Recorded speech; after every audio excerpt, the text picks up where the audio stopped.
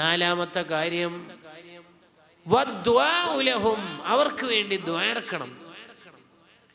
ദുആഇന് ഉത്തരം കിട്ടുന്ന സ്ഥലം, ദുആഇന് ഉത്തരം കിട്ടുന്ന സമയം, ദുആഇന് ഉത്തരം കിട്ടുന്ന വ്യക്തികളെ സമീപിക്കുമ്പോൾ അതൊക്കെ നമ്മൾ ശ്രദ്ധിക്കണം. മക്കൾക്ക് വേണ്ടി ദുആർക്കണം. തഹജ്ജുദിന്റെ ശേഷം, സംസം വെള്ളം കുടിക്കുന്നതിന്റെ മുമ്പ്, വെള്ളിയാഴ്ചകളിൽ, അറഫ ദിവസം, ദുൽഹിജ്ജന്റെ ആദ്യത്തെ 10 ദിവസം, മക്കത്ത് മദീനത്ത് മഹാന്മാരുടെ മഖബറിന്റെ അടുത്ത് എവിടെയൊക്കെ ദുആഇന് ഉത്തരം കിട്ടുമോ അവിടെ ഒക്കെ നമ്മൾ മക്കൾക്ക് വേണ്ടി ദുആർക്കണം. മാതാപിതാക്കൾ മക്കൾക്ക് വേണ്ടി ദുആർക്കുമ്പോൾ ആ ദുആഇന് ഇജാബത്ത് സാധ്യത കൂടുതലാണ്. സ്വാലിഹീങ്ങളെ കണ്ടാൽ മക്കൾക്ക് ദുആ ചെയ്യിപ്പിക്കൽ സുന്നത്താണ്. അതാണ് പഴയ ആൾക്കാരൊക്കെ മക്കളെ കൂട്ടിയിട്ട് വലിയ തങ്ങന്മാരുടെ ഉസ്താദ്മാരുടെ അടുത്തൊക്കെ വന്നിട്ട് ദ്വാരപ്പിക്കും. അത് സുന്നത്തായ കാര്യമാണ്. സഹാബിമാർ കുട്ടികളെ കൂട്ടി നബി സല്ലല്ലാഹു അലൈഹി വസല്ലം തങ്ങളുടെ അടുത്തേക്ക് വരാറുള്ള സംഭവം വിശദീകരിച്ചുകൊണ്ട് ഹുസ്നുത് തനബ്ബുഹ ഗ്രന്ഥത്തിൽ ഇത് നന്നായി വിശദീകരിക്കുന്നുണ്ട്. നമ്മളും അത് ചെയ്യണം. മക്കൾക്ക് വേണ്ടി നമ്മളും ദ്വാരക്കണം. നമ്മൾ എത്ര മോശക്കാരാണെങ്കിലും മക്കൾക്ക് വേണ്ടി ദ്വാരന്നാൽ അള്ളാഹു ഇജാബത്ത് തരും. അള്ളാഹു നമ്മളെ മക്കളെ സ്വാലിഹീങ്ങളാക്കി തരട്ടെ.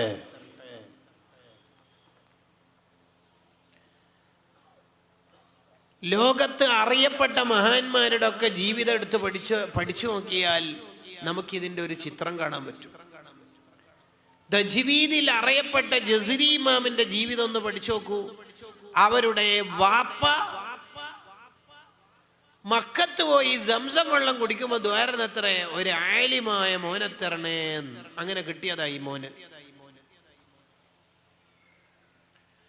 ബുഖാരി ഇമാം റളിയല്ലാഹു അൻഹുവിന് ചെറുപ്പത്തിൽ കാഴ്ച ഉണ്ടായിരുന്നില്ല. ബുഖാരി ഇമാമിന്റെ ഉമ്മ എപ്പോഴും കരഞ്ഞുകൊണ്ട് ദ്വാരക്കും മോനിക്ക് വേണ്ടിയിട്ട്. ബുഖാരി ഇമാമിന്റെ ഉമ്മാന്റെ സ്വപ്നത്തിൽ ഖലീലുല്ലാഹി ഇബ്രാഹിം നബി അലൈഹിസ്സലാം വന്നിട്ട് പറയാണ്, എന്തൊരു കരച്ചില, എന്തൊരു ദുആണുങ്ങള്, അതാ മോനിക്കതാ കാഴ്ച തിരിച്ചു കിട്ടിയിരിക്കുന്നു. ആ കാഴ്ച കൊണ്ടല്ലേ ആയിരക്കണക്കിന് കിലോമീറ്റർ യാത്ര ചെയ്തത്, ആയിരക്കണക്കിന് ഉസ്താദുമാരെ കണ്ടെത്തിയത്, ലക്ഷക്കണക്കിന് ഹദീസുകൾ ശേഖരിച്ചത്, എന്നിട്ട് അസ്ഹഹുൽ കുതുബി ബഅദ കിതാബില്ലാഹി സ്വഹീഹുൽ ബുഖാരി എന്ന ഗ്രന്ഥം ലോകത്തിന് സമ്മാനിച്ചത്. അല്ലേ അല്ലേ ഉമ്മാന്റെ ദുആഇന്റെ കടുപ്പാണ്. നമ്മൾ ഇന്ന് തന്നെ വെറുതെ ആലോചിച്ച് നോക്കിയേ, ഇന്ന് വെള്ളിയാഴ്ചയായിരുന്നു, ഇന്നത്തെ ദുആഇന് ഉത്തരം കിട്ടുന്ന സമയം എന്ന് പണ്ഡിതന്മാര് പറഞ്ഞ ആ സമയങ്ങളിലെല്ലാം നമ്മളെ മക്കളെ നമ്മൾ ഓർത്തിട്ടുണ്ടോ എന്ന്. എന്തിനാ ജോലിക്ക് പോകുന്നത്? മക്കളെ പോറ്റാൻ. എന്തിനാ അടുക്കള പണിയിൽ രാവിലെ മുതൽ വൈകുന്നേരം വരെ കാലിട്ടടിച്ച് അധ്വാനിക്കുന്നത്? മക്കൾക്ക് ഭക്ഷണം കൊടുക്കാൻ.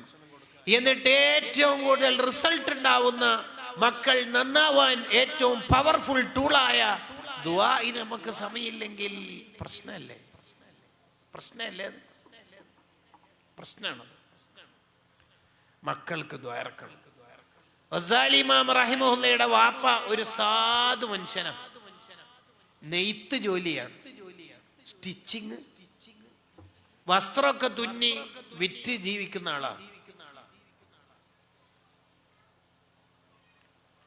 അതിൽ നിന്ന് മിച്ചം വരുന്നത് കുടുംബത്തെ പോറ്റി, അതിൽ നിന്ന് മിച്ചം വരുന്നത് പാവപ്പെട്ട ഇൽമിന്റെ അഹ്ലുകാർക്കൊക്കെ സ്വതക്ക ചെയ്യും. ഗസാലി ഇമാം റഹിമഹുല്ലയുടെ വാപ്പ ഫിഖഹിന്റെ മസ്അലകൾ പറയുന്ന മജ്ലിസിൽ പങ്കെടുത്താൽ ആഗ്രഹിക്കും, അല്ലാഹ് എനിക്ക് ഇതേപോലെ ഫിഖഹിന്റെ മസ്അല പറയുന്ന ഒരു മോനെ എങ്ങാനും കിട്ടിയില്ലെങ്കിൽ എന്ന് ആഗ്രഹിക്കും. ആ ആഗ്രഹം ദുആ ആയിട്ട് വരും. അല്ലാഹ് മാത്രം കേൾക്കുന്ന രീതിയിൽ ഇങ്ങനെ മനസ്സുകൊണ്ട് ദ്വാരക്കും, അല്ലാഹ് എൻ്റെ മോനെ ആലിമാക്കണേ അല്ലാഹ് എന്ന് ദ്വാരക്കും. മനുഷ്യന്മാരെ ആഖിറത്തിലേക്ക് അടുപ്പിക്കുന്ന, പരലോക ചിന്തകളെ തൊട്ടുണർത്തുന്ന വഅളിന്റെ മജ്ലിസിൽ പങ്കെടുക്കും ഗസാലി ഇമാമിന്റെ വാപ്പ. അന്നേരം ഈ വാപ്പ ദ്വാരക്കും, ഇതേപോലെ വഅള് പറയുന്ന ഒരു മോനെയും എനിക്ക് നൽകണേ അല്ലാഹ്. എന്നിട്ട് എന്താ ഇതിന്റെ ഫലം ഉണ്ടായത്? ഫസ്തജാബല്ലാഹു ദഅവതൈഹി, ആ രണ്ട് ദുആയിനും അല്ലാഹു ഉത്തരം കൊടുത്തു. ഒന്ന്, ലോകറിയപ്പെട്ട ഫിഖ്ഹിന്റെ പണ്ഡിതനായ ഇമാം ഗസ്സാലി റഹിമഹുല്ല, വജീസ്, വസീത്ത്, ബസീത്ത്, ഷാഫി മദ്ഹബിന്റെ ആധികാരിക ഗ്രന്ഥങ്ങൾ മുഴുവനും ആശ്രയിച്ച അവലംബ കേന്ദ്രമായ ഈ ഗ്രന്ഥങ്ങളുടെ എല്ലാം ഗ്രന്ഥകർത്താവായ ഫിഖ്ഹിന്റെ രാജാവായ ദൻ തസവ്വുഫ് കീഴടക്കിയ ഇമാം ഗസ്സാലി റഹിമഹുല്ല എന്ന മോൻ, ഹുജ്ജത്തുൽ ഇസ്ലാം എന്ന മോൻ, ഈ ദുആഇന്റെ ഫലം, അടുത്ത മോന് അഹ്മദ് എന്ന മോന് വാഇലും മഷ്ഹൂർ, ആ കാലത്ത് അറിയപ്പെട്ട പ്രഭാഷകനായി വഅള് പറയുന്ന മോനായി. ഉപ്പാന്റെ ദുആഇന്റെ കടുപ്പാണത്. ഉപ്പമാർ അതിനൊക്കെ സമയം ഉപ്പ, അല്ലെങ്കിൽ ഈ ഉപ്പമാർ ഇങ്ങനെ രാവിലെ പോകുന്നു, മത്സ്യം വിൽക്കുന്നു, ഷോപ്പിൽ നിൽക്കുന്നു, ഗൾഫിൽ പോകുന്നു, തിരിച്ച് അണ്ടിപ്പരിപ്പ് നട്സ് കൊണ്ടുവരുന്നു, പിന്നെയും പോകുന്നു, ഒരു മാസം കഴിഞ്ഞിട്ട്. ഈ ദ്വാരക്കാനൊന്നും സമയമില്ലെങ്കിൽ പിന്നെ എന്തിനാ നമ്മളെ മക്കൾ? അതല്ലേ അടിസ്ഥാനം എന്ന് പറയണത്. ദുആഇന് ഉത്തരവുള്ള സമയം ഏതെന്ന് ചോദിച്ചപ്പോൾ നബി സല്ലല്ലാഹു അലൈഹി വസല്ലം തങ്ങൾ പറഞ്ഞ ഒരു ഉത്തരല്ലേ 5 വക്ത് നിസ്കാര ശേഷമുള്ളത്. ആ സമയത്ത് ഉസ്താദ് ദ്വാരക്കട്ടെ, ദ്വാരത്താൽ ആമീൻ പറയാം. ഇല്ലെങ്കിൽ റബ്ബനാ ഹബ് ലനാ മിൻ അസ്വാജിനാ വദുരിയാതിനാ ദ്വാരന്നൂടെ നമുക്ക്. ഇനി അതറിയില്ലെങ്കിൽ മലയാളത്തിൽ ദ്വാരക്കാലോ. ദുആ ചെയ്യണം. ഉപ്പാന്റെ ഉമ്മാന്റെ ദുആ സ്വീകരിക്കുന്ന നബി സല്ലല്ലാഹു അലൈഹി വസല്ലം പറഞ്ഞല്ലേ, 3 ദുആ അല്ലാഹ് തട്ടിക്കളയൂല എന്ന് പറഞ്ഞപ്പോൾ അതിൽ ഒന്ന് പരിചയപ്പെടുത്തിയത് മാതാപിതാക്കളുടെ ദുആ ആണ്. ഒക്കെ സമയം കണ്ടെത്തണം.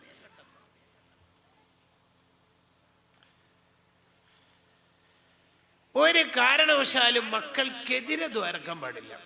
ഒരു കാരണവശാലും മക്കൾക്കെതിരെ ദ്വാ ചെയ്യാൻ പാടില്ല.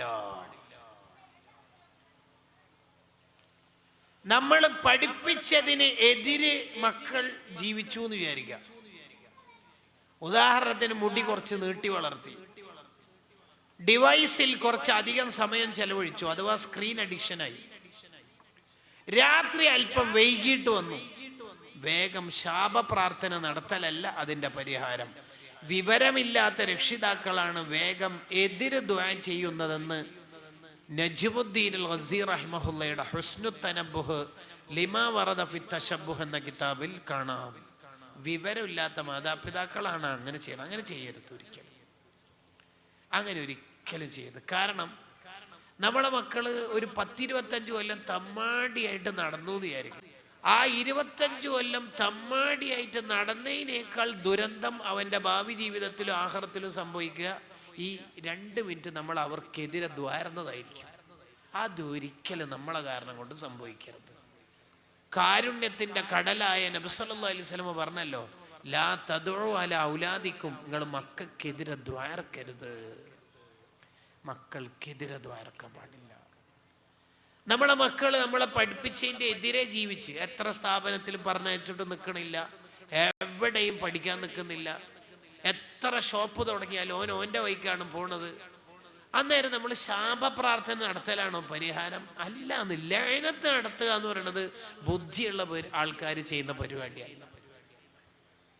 മറിച്ച് നമുക്ക് എന്താ വേണ്ടത്? 2 കാര്യമാണ് വേണ്ടത്. ഒന്ന്, അവൻ നന്നാകുമെന്ന പ്രതീക്ഷ നമ്മളെ മനസ്സിൽ നിന്ന് ഒരിക്കലും കൈവിടാൻ പാടില്ല. എത്രയോ തെറ്റിലായി ജീവിച്ച ചെറുപ്പക്കാര് തന്നെ ഓനിക്കൊന്ന് നാട്ടിൽ നിർത്തിയ പെണ്ണിനെ കിട്ടൂല, കൂട്ടുകാരോടും അമ്മാവന്മാരോടൊക്കെ പറഞ്ഞിട്ട് ഓനെക്കൊണ്ട് എനിക്ക് സഹിക്കാൻ പറ്റുന്നില്ല എന്ന് പറഞ്ഞിട്ട് മാതാപിതാക്കൾ എന്നെ ഗൾഫിലേക്ക് പറഞ്ഞയച്ച് കുറെ കാലം കഴിഞ്ഞ് ബിസിനസ്സൊക്കെ ഒന്ന് ക്ലിക്കായി, മെച്ചോർഡായി, അടിപൊളിയായി, ഉപ്പാനും ഉമ്മാനിയും ഉംറന്റെ വിസയൊക്കെ എടുത്തിട്ട് ഉംറക്ക് കൊണ്ടുവന്ന് മദീന സിയാറത്തും കയ്യില് കഅബത്തിന്റെ അടുത്തുനിന്ന് ഈ ഉമ്മ ഈ മോനെ കെട്ടിപ്പിടിച്ച് ചുടുചുംബനം നൽകി മുത്തം കൊടുത്തിട്ട് പറഞ്ഞല്ലോ, പ്രസവിച്ചതിന് മുതലായി മോനെ, മുതലായി, എൻ്റെ പൊന്നു മോനെ, മോനെ പ്രസവിച്ചതിന് മുതലായി. 5 പൈസക്ക് വകയില്ലാത്ത 2 അറ്റം മുട്ടിക്കാൻ പ്രയാസപ്പെടുന്ന എന്നെയും നിന്റെ ഉപ്പാനെ ഈ കഅബ കാണിച്ചെന്നത് എൻ്റെ പൊന്നാര മോനല്ലേ, മോൻക്കല്ല സ്വർഗം തരട്ടെ എന്ന് നീട്ടി ദ്വാരുന്ന എത്ര ഉമ്മമാരുണ്ട്.